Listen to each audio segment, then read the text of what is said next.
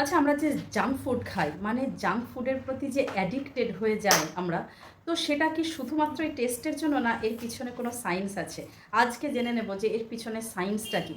প্রথম কথা হচ্ছে, জাঙ্ক ফুডের মধ্যে সল্ট, সুগার এবং ফ্যাট এমন মাত্রাতে থাকে যে আপনার ব্রেনের কাছে খাওয়ার পরেই একটা এসএমএস যায় যে দারুণ টেস্ট, এবং আমি খুব হ্যাপি ফিল করছি। কেন হ্যাপি ফিল করছি?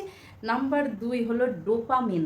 ডোপামিন সিক্রেট করতে হেল্প করে। যে ডোপামিন আপনার প্লেজারের সময়ে বা রিওয়ার্ড যখন কেউ দেয় না, তখন বডিতে যেরকম হ্যাপি ফিল হয়, সেই রকম আপনি জাঙ্ক ফুড খেলে হ্যাপি ফিল করেন। নাম্বার 3, জাঙ্ক ফুড ধরুন চিপস বা ওয়েফার, এগুলো খাওয়ার পর কী হলে মুখে দিলে মিলিয়ে যায়।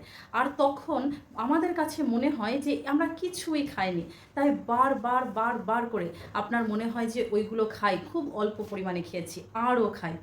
নাম্বার 4, এত সুন্দর টেস্ট, মানে এত সুন্দর এবং স্ট্রং মাত্রায় এই টেস্টটা থাকে, আর্টিফিশিয়াল ফ্লেভার থাকে, যে যেটাতে আপনার ঘরের খাবার অনেক ডাল মনে হবে।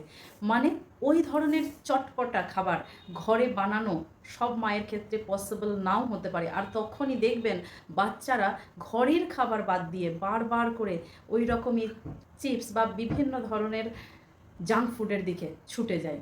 Number 5, marketing. চোখের সামনে সব সময় করে, মানে যে রিল সার্চ করছেন তার মধ্যে অ্যাডে আসছে, বিভিন্ন ধরনের ফুড ইন্ডাস্ট্রির অ্যাপ আছে যেগুলো আপনি চোখের সামনে দেখতে পাচ্ছেন, পেপারে অ্যাড দেখতে পাচ্ছেন, মানুষের মুখে শুনতে পাচ্ছেন, এমনকি ঘর থেকে বাইরে বেরোলেই রাস্তার পাশের দোকানেও আপনি দেখতে পাচ্ছেন। এত সুন্দর মার্কেটিংয়ের জন্য আমরা ছুটে যাই।